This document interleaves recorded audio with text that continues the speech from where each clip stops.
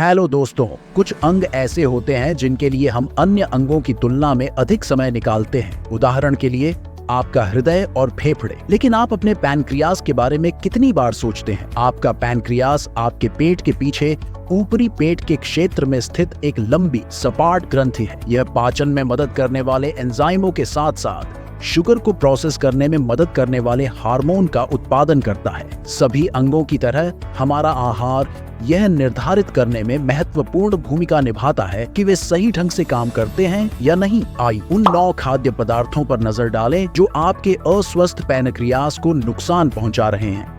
Number 1, आलू के chips, एक और फैट युक्त भोजन। याद रखें, जितना अधिक आप खाते हैं आपके पैनक्रियास पर उतना ही अधिक दबाव पड़ता है। यदि आपके आहार में बड़ी मात्रा में आलू के चिप्स शामिल हैं, तो आप अपने अंग को अधिक काम करने के लिए मजबूर कर रहे हैं। एक पॉकेट आलू के चिप्स में 10 ग्राम से अधिक फैट होती है। ये आपके दैनिक अनुशंसित सेवन का 13% से अधिक है। कई लोगों के लिए चिप्स उनके दैनिक मेनू पर एक सामान्य स्नैक है। मान लीजिए कि आपने एक बार में 2 बैग से अधिक खा लिया, तो आपका पैनक्रियास अधिकांश फैट को प्रोसेस करेगा और हर मिनट इसे सहन करेगा। शर्करा और स्टार्च के साथ आपके पैनक्रियास में एंजाइम आपके द्वारा खाए गए फैट को तोड़ते हैं। यदि चिप्स से फैट पैनक्रियाटाइटिस का कारण बन रही है, तो आपके पास कोई एंजाइम उपलब्ध नहीं होगा। लक्षणों में मतली, उल्टी, पेट में दर्द और बुखार शामिल हैं। यदि आप अपने द्वारा खाए जा रहे फैट युक्त खाद्य पदार्थों की मात्रा के बारे में चिंतित हैं, तो फिलहाल चिप्स से दूर रहना समझदारी होगी।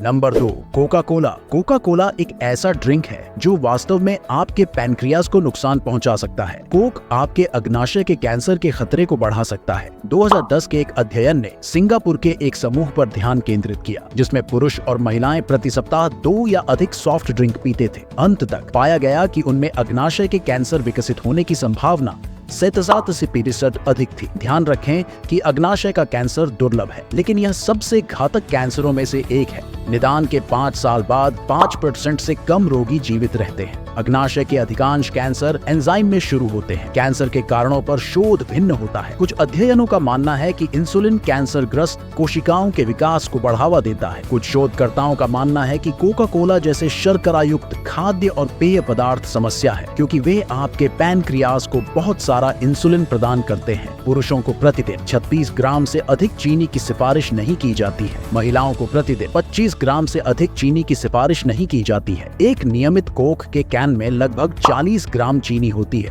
अग्नाशय के कैंसर के लक्षणों में वजन कम होना, अपच और भूख कम होना शामिल है। यदि आप सॉफ्ट ड्रिंक के लिए तरस रहे हैं लेकिन चीनी से बचने की कोशिश कर रहे हैं, तो डाइट कोक आजमाएं। उसी समय उन आहार पेय के अपने स्वयं के स्वास्थ्य जोखिम भी होते हैं। आप सभी को एक साथ छोड़ देना बेहतर है।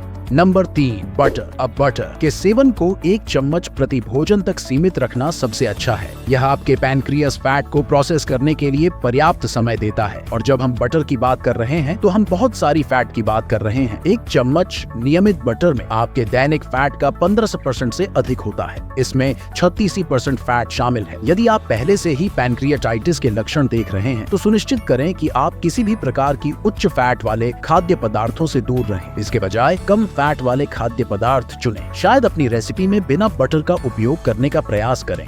Number 4, red meat. शोध से पता चला है कि लगातार रेड मीट खाने से अग्नाशय का कैंसर हो सकता है। स्पष्ट रूप से कहें तो कच्चे होने पर रेड मीट का रंग लाल होता है और पकने के बाद काला हो जाता है। एक अध्ययन में दिखाया गया कि प्रतिदिन 120 ग्राम से अधिक रेड मीट का सेवन करने से बीमारी का खतरा 13% बढ़ जाता है। यह 4 अतिरिक्त बेकन के टुकड़ों के बराबर हो सकता है। ये विशेष रूप से पुरुषों के लिए डरावना है। जो पुरुष प्रतिदिन रेड मीट का सेवन करते हैं, उनके लिए खतरा लगभग 30% बढ़ जाता है। इसका कारण यह है कि पुरुष कुल मिलाकर अधिक रेड मीट का सेवन करते हैं। Number 5, French fries. French fries सबसे सामान्य रूप से खाए जाने वाले भोजन में से एक है। ये हर जगह उपलब्ध है। तली हुई चीजें सामान्य रूप से आपके पैनक्रियास के लिए एक पूर्ण जहर होती हैं। मैकडॉनल्ड्स के फ्राइज की एक बड़ी सर्विंग में आपके दैनिक संतृप्त फैट का 18% शामिल होता है। इसकी तुलना बर्गर किंग से करें, जहां किंग साइज फ्राइज ऑर्डर में 31% संतृप्त अतृप्त फैट होती है। बर्गर किंग की तुलना में मैकडॉनल्ड्स जाना ऐसे है जैसे होल फूड्स की यात्रा करना। यदि आपको पहले से ही पैनक्रियाटाइटिस है तो जितना हो सके फ्रेंच फ्राइज खाने से बचें। Number 6, hot dog. मैं यह बताने में भी नहीं जाऊंगा कि हॉट डॉग किस चीज से बनते हैं। हम आपको उन घृणित चित्रों से बचाएंगे, लेकिन स्टोर से मिलने वाले सामान्य हॉट डॉग में आने वाली फैट में से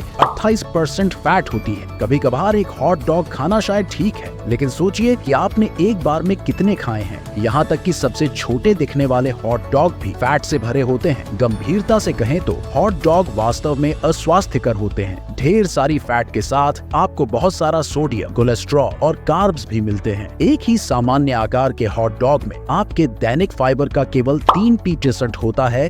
नंबर 7, पेस्ट्रीज। यह दुखद दिन है जब आपको पेस्ट्रीज से बचना पड़ता है, लेकिन अगर यह आपके पैनक्रियास के हित में है तो इसे सहन करें और बंद कर दें। पेस्ट्रीज में बहुत सारी फैट होती है जो आपके पैनक्रियास को पसंद नहीं आती। इनमें सबसे लोकप्रिय प्रकार जैसे डेनिश और क्रोइसेंट शामिल हैं। उदाहरण के लिए एक क्रोइसेंट लें। औसत क्रोइसेंट में मौजूद 12 ग्राम फैट में से 30% फैट होती है। आपको डोनट्स, शॉर्टकेक्स, बिस्कुट, स्कोन और कुकीज से बचने की भी पूरी कोशिश करनी चाहिए।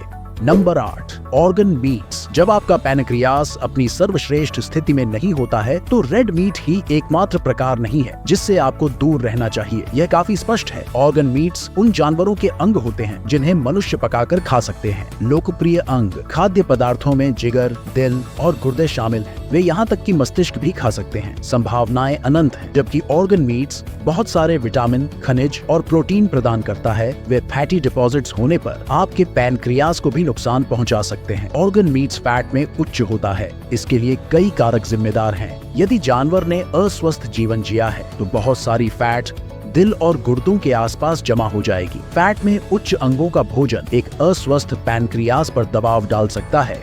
Number 9, mayonnaise. अगर आपको इसे अपने बर्गर पर डालना पसंद नहीं है तो शायद आपको यह बिल्कुल ही घृणित लगता है। खैर, सभी मेयो प्रेमियों को ध्यान देना चाहिए। मेयोनेज वास्तव में आपके पैनक्रियास को परेशान कर सकता है। देखिए, पैनक्रियास आपके द्वारा खाए जाने वाले फैट को प्रोसेस करता है। आपके आहार में जितना अधिक फैट होगा, पैनक्रियास को इसे प्रोसेस करने में उतनी ही मेहनत करनी पड़ेगी। अंततः यह अंग भारी हो जाएगा। मेयोनेज का 1 चम्मच आपकी दैनिक सिफारिश की गई फैट का 6% होता है। जितना अधिक मेयो और वसा युक्त सॉस आप अपने भोजन पर लगाते हैं, तीव्र पैनक्रियाटाइटिस का खतरा उतना ही बढ़ जाता है। यह एक ऐसी स्थिति है जिसमें आपका पैनक्रियास सूज जाता है, जबकि कई मामलों में यह हल्का होता है। तीव्र पैनक्रियाटाइटिस जानलेवा भी हो सकता है। फैट वाला आहार आपके रक्त में पाए जाने वाले फैट के प्रकार ट्राइग्लिसराइड्स के स्तर को बढ़ा देगा। ट्राइग्लिसराइड्स में वृद्धि आपके रक्त की फैट को बढ़ा देगी, जिससे तीव्र पैनक्रियाटाइटिस हो सकता है। हाँ, आपका पैनक्रियास पीड़ित होगा और आपके शरीर के अन्य हिस्से भी प्रभावित हो सकते हैं। मेयोनेज सामान्य तौर पर सबसे स्वस्थ भोजन नहीं है। आप जानते हैं, वही चम्मच जिसमें बहुत सारा नमक भी होता है। यदि आप खुद सैंडविच बना रहे हैं तो आपके लिए सरसों का उपयोग करना बेहतर होगा, जो कि पैनक्रियास के लिए 0 फैट वाला एक सामान्य चम्मच होता है। क्या आप इनमें से कोई भी खाद्य पदार्थ खा रहे हैं? क्या आप इस वीडियो को देखने के बाद इनमें से किसी को छोड़ने पर विचार करेंगे? नीचे कमेंट्स में हमें बताएं। लाइक करें, शेयर करें और चैनल को सब्सक्राइब करें।